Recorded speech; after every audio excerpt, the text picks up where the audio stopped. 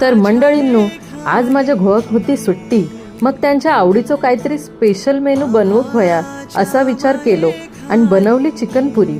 त्यांका लई आवडता.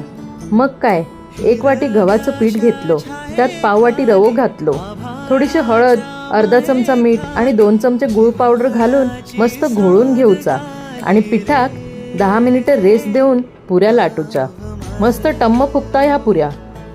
आणि मग ह्या तयार पुऱ्या मस्त चिकनच्या रस्स्यासोबत खाऊच्या.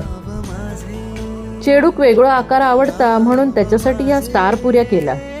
माका पण ही स्टाईल माहीत नव्हती, पण कोकणात लग्न केल्यावर कायता कळाला. भारी भन्नाट लागता हा. तुम्ही पण नक्की ट्राय करा, तुमका पण आवडेल बघा. घरी बनवून बघा आणि कमेंटमध्ये कशी होता ता नक्की कळवा. थँक्यू.